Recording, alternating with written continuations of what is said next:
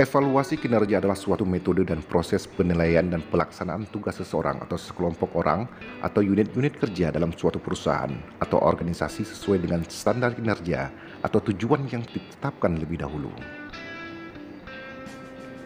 Evaluasi kinerja pengawas ketenagakerjaan Aceh dilaksanakan di ruang rapat Dinas Tenaga Kerja dan Mobilitas Penduduk Aceh pada Senin 2 November 2020 yang dipimpin langsung oleh Kadis Naker Mobduk Aceh.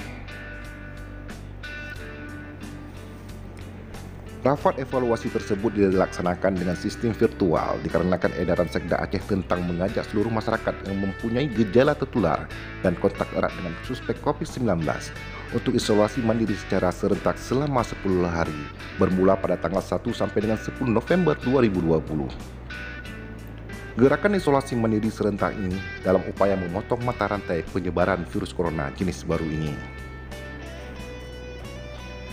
Kabid Pengawasan Ketenagakerjaan Aceh, Saudara Muhammad Najar, menyampaikan bahwa evaluasi ini bertujuan untuk menjamin pencapaian sasaran dan terutama untuk mengetahui bila terjadi keterlambatan atau penyimpangan supaya segera diperbaiki, sehingga sasaran atau tujuan tercapai. Hasil evaluasi kinerja individu dapat dimanfaatkan untuk banyak penggunaan. Kepala Dinas Tenaga Kerja dan Mobilitas Penduduk Aceh, Iskandar Sukri, menghimbau kepada seluruh pengawas ketenagakerjaan Aceh, baik yang berdomisili di provinsi maupun yang berdomisili di kabupaten kota, agar bekerja semaksimal mungkin dan memberikan pelayanan yang prima terhadap tenaga kerja dan perusahaan di mana mereka bekerja.